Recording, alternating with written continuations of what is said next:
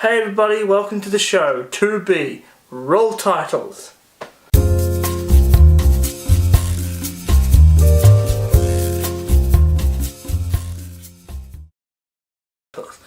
Now on today's show we're going to be looking at a Lego review, sort of a little tiny one to start off with.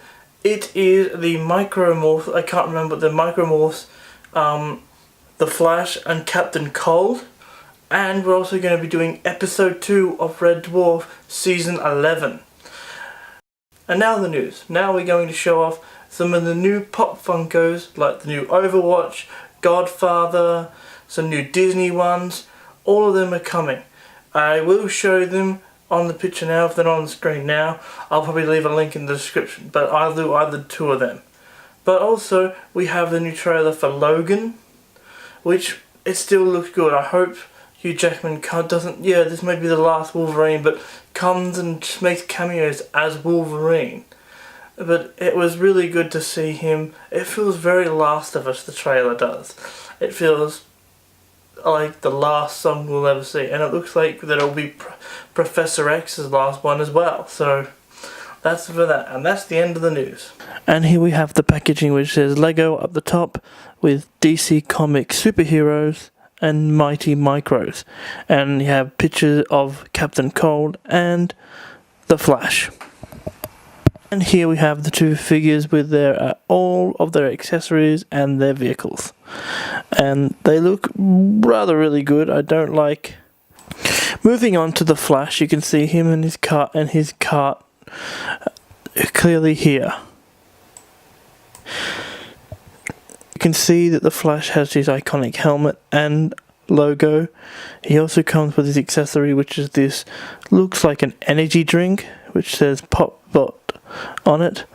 And the only thing I don't like about this is that the legs are short. Yes, I know they are for them to fit into the cart itself, but I still would like to have a vehicle and a minifigure. I didn't care if he was too tall to fit in there.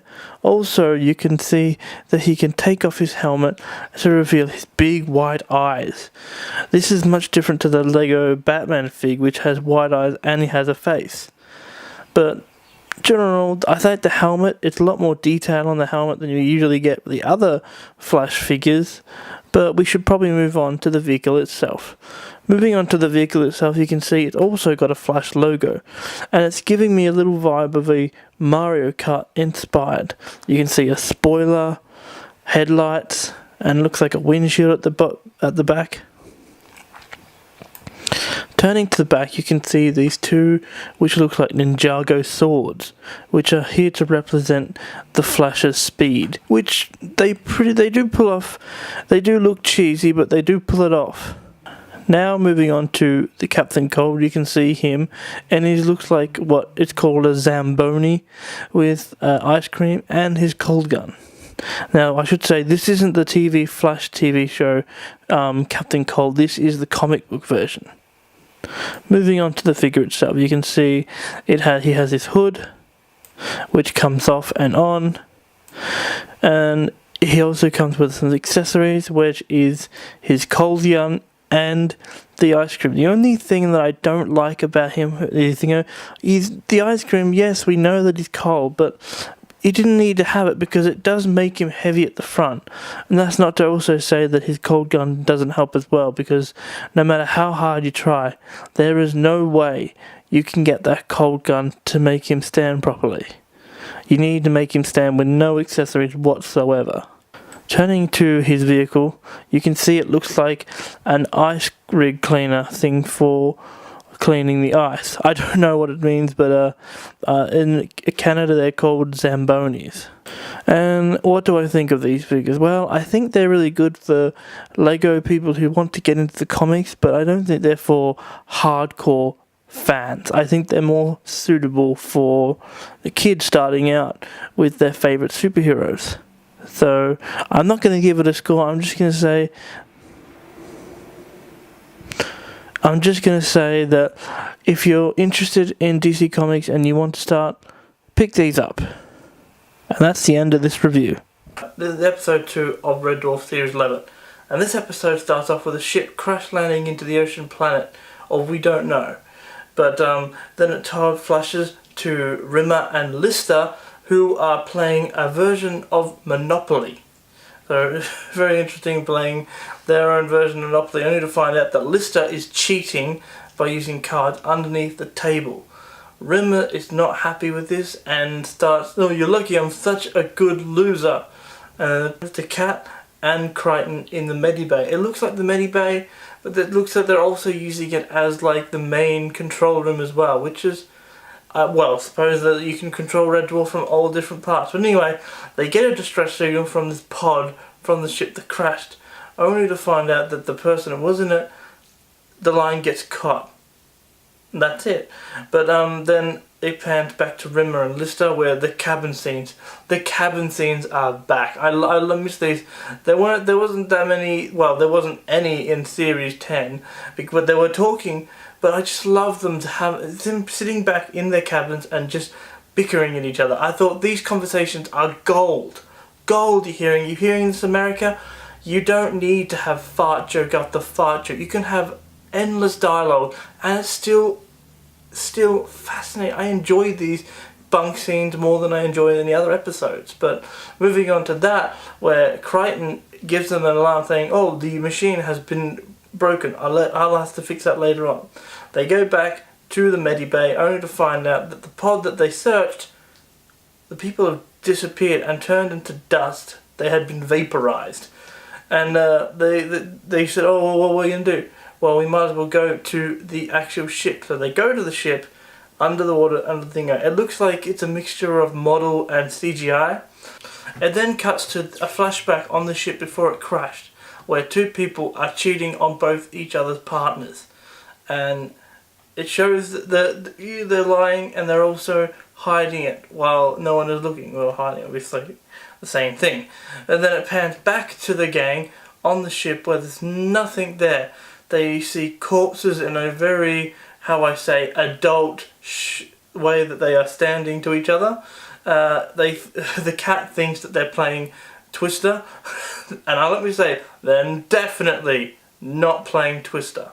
And then it pans to they leave that before they leave the room. There's this little gang where they see the computer screen where this guy's writing thing. This, "Oh, it must be Dutch. It must be Welsh after 15 pints." And then it goes to the next room where it's a canteen, and the two people. They pans back to the couple where they say, "Oh, I can't wait to go back to your quarters and all that. Oh, everything's been really, it's hard and all that."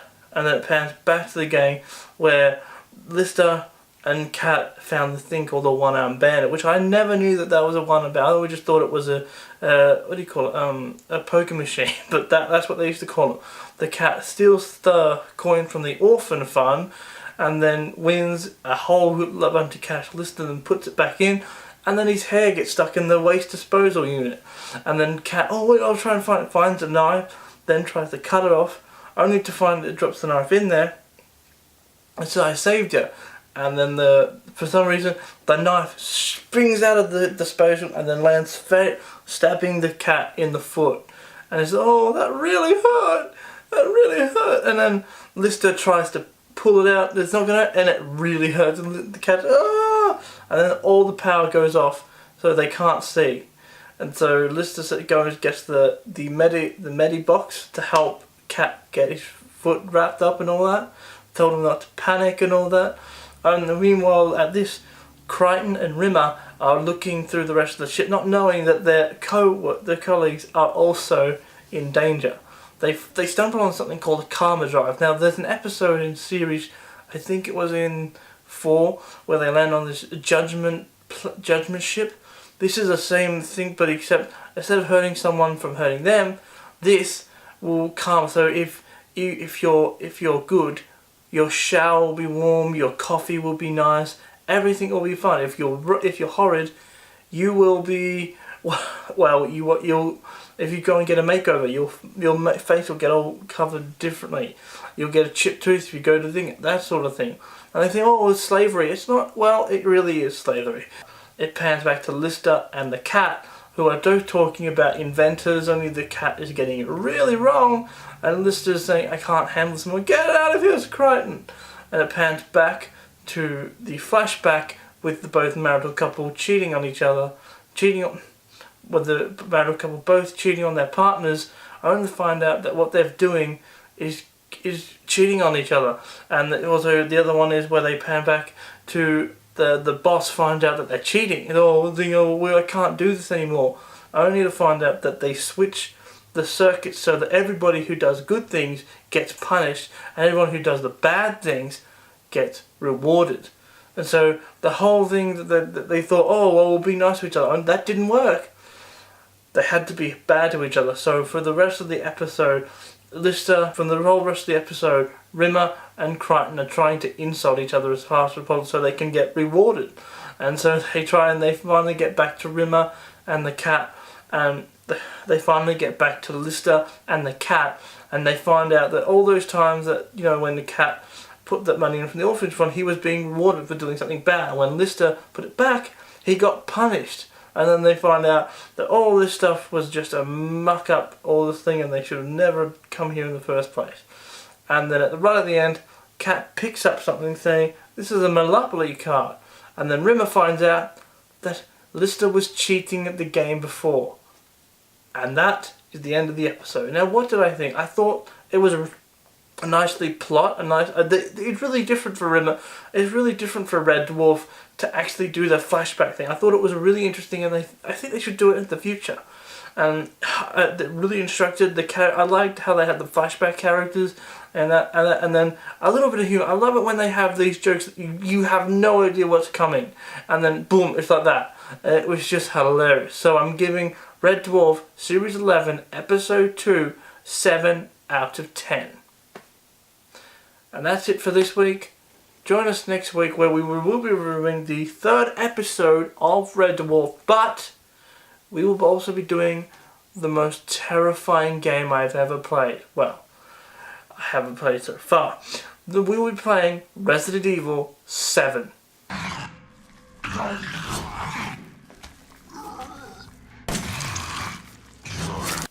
And that's it for this week. Goodbye.